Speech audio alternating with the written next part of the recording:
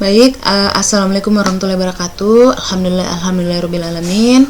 Berkat rahmat dan hidayahnya sehingga saya maupun mahasiswa sekalian diberikan kesehatan untuk saya memberikan materi dan mahasiswa tetap bisa mendapat materi di tengah pandemi COVID-19. Jadi kita harus tetap bersyukur apapun itu kondisi yang kita lakukan, yang kita alami, jangan pernah berputus asa dalam mencari ilmu, ya. Jadi mudah-mudahan pada pertemuan ini minggu lalu atau video yang lalu sudah saya bagikan tentang wacana. Nah, pada bab 8 ini saya akan membahas tentang penulisan karya ilmiah. Ya, seperti yang saya jelaskan pada pertemuan awal bahwa jika kita sudah menempuh pendidikan di dunia perkuliahan, maka kita tidak akan pernah terlepas dari kata penulisan. Apalagi namanya karya ilmiah. Ya, bukan hanya dari saya, kemudian saya menyuruh Anda membuat sebuah karya ilmiah berupa makalah, proposal, laporan, dan sebagainya, tetapi Anda akan mendapatkan itu pada akhir semester atau akhir perkuliahan Anda di semester 7 dan 8. Anda akan disuruh membuat sebuah karya ilmiah, yaitu skripsi. Mulai dari proposal sampai pada penyusunan skripsinya. Jadi penulisan karya ilmiah itu identik atau sudah melekat dalam diri mahasiswa. Jadi saya berharap mahasiswa-mahasiswa yang saya ajar itu tidak ada lagi yang tidak mampu menulis karya ilmiah. Kalau Anda disuruh membuat makalah, itu adalah salah satu contoh penulisan karya ilmiah atau skripsi mini. Ya, tapi kalau selama ini Anda hanya dibuatkan, saya yakin Anda akan kewalahan pada saat semester akhir. Karena selama ini hanya nendeng-nendeng. Jadi saya berharap untuk penulisan karya ilmiah, silahkan lihat bukunya dan mencari referensi yang lain. Ya. Nah, yang kita pelajari yang pertama itu pengenalan, seperti apa sih itu karya ilmiah. Kemudian apa tujuannya kita membuat karya ilmiah, kemudian sistematikanya seperti apa, jenis-jenis karya ilmiah, penyusunan karya ilmiah. Nah, ini yang akan kita bahas dalam video pertemuan 8 ini. Nah, pengenalan dulu. Nah, apa itu karya ilmiah? Jadi karya ilmiah adalah karya tulis yang isinya itu berusaha memaparkan suatu pembahasan secara ilmiah. Berarti kalau kita membuat sebuah karya ilmiah, bahasa yang digunakan harus bahasa baku. Ejaannya harus sesuai, tata bahasanya, tanda bacanya, ya kan? Itu harus sesuai, kata baku dan tidak baku. Kata baku yang harus digunakan dalam karya ilmiah. Jadi memaparkan suatu pembahasan itu secara ilmiah, secara runtut, secara logis, sistematis. Ya, bukan hanya sekedar mengarang bebas seperti buat cerpen. Ya, beda posisinya ya. Yang dilakukan oleh seorang penulis atau peneliti. Nanti Anda meneliti, Anda harus buat skripsi. Anda disuruh memaparkan sebuah makalah, tapi sebelum memaparkan makalah Anda harus membuat karya ilmiahnya dulu. Anda di kantor nanti Anda disuruh membuat sebuah laporan, kemudian dipresentasikan. Buat laporannya, laporan itu karya ilmiah. Kemudian dipresentasikan secara lisan. Jadi tulisan, karya ilmiah tulisan maupun lisan itu berkesinambungan sama isinya. Cuman perbedaannya itu adalah pembawaannya. Satu dituliskan, ya lisan itu ya mungkin dipengaruhi oleh dialek dan sebagainya. Oke, next.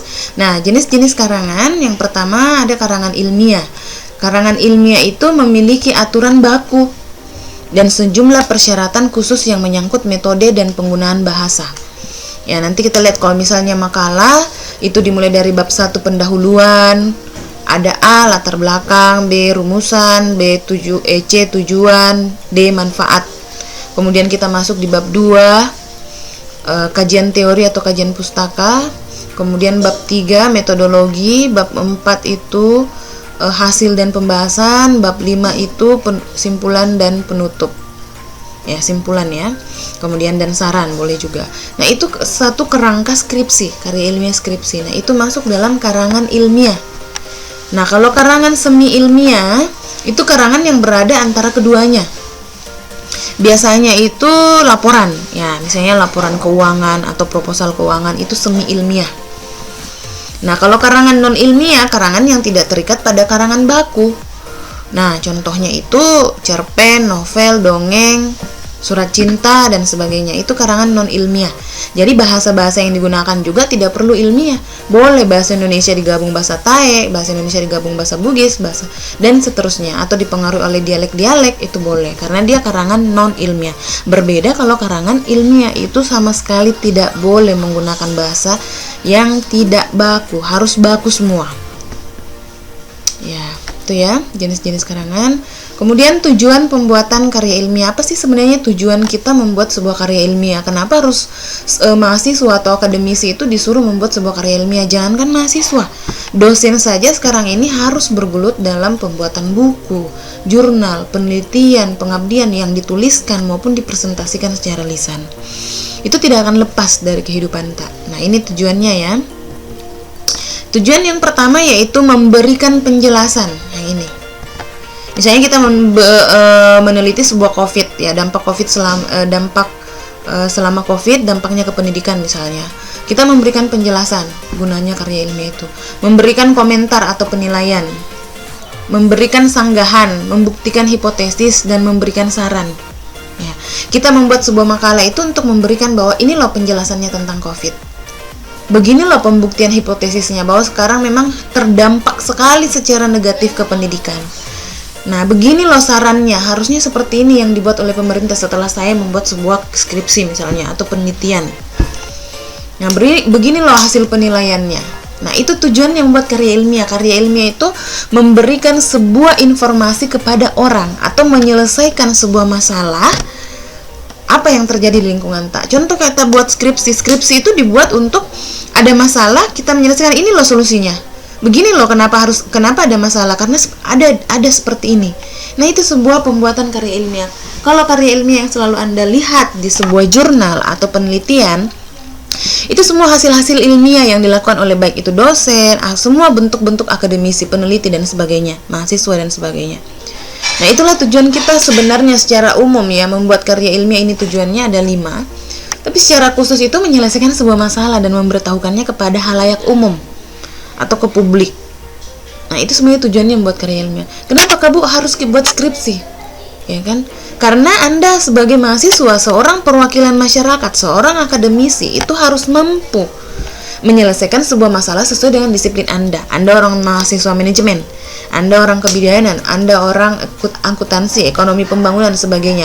Anda harus tahu, oh ekonomi yang sekarang lagi mandat itu dipermasalahkan karena apa? Cari tahu.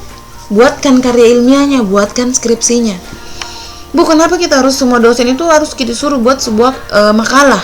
Iya, untuk mencari solusi. Misalnya tadi materinya tentang pengantar bisnis contoh ya. Nah, berarti Anda harus tahu bagaimana sebenarnya itu pengantar bisnis. Anda dikasih materi dari dosen dan Anda memberitahukan ke temannya. Nah, itu gunanya sebuah karya ilmiah. Ada ilmu di dalamnya.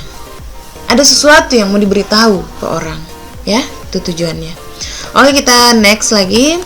Nah, ini sistematika penulisan karya ilmiah, sistematikanya.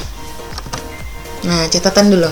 Sistematika suatu karya ilmiah itu sangat perlu disesuaikan dengan sistematika yang diminta oleh media publikasi, jurnal atau majalah ilmiah. Sebab bila tidak sesuai akan sulit untuk dimuat. Nah, ini catatan. Kalau misalnya pedoman penulisan skripsinya Universitas Muhammadiyah Palopo dengan Universitas Cokroaminoto Aminoto secara gaya selingkung itu berbeda. Universitas Negeri Makassar itu berbeda gaya selingkungnya. Jadi itu yang dimaksud dengan sistematika. Jadi kalau kita bikin skripsi harus sesuai dengan pedoman yang berlaku di tempat tersebut. Ya, kalau disuruh buat makalah sama dosenta, strukturnya seperti bagaimana, konsepnya, bagannya seperti apa, nah itu yang diikuti, itu sistematika.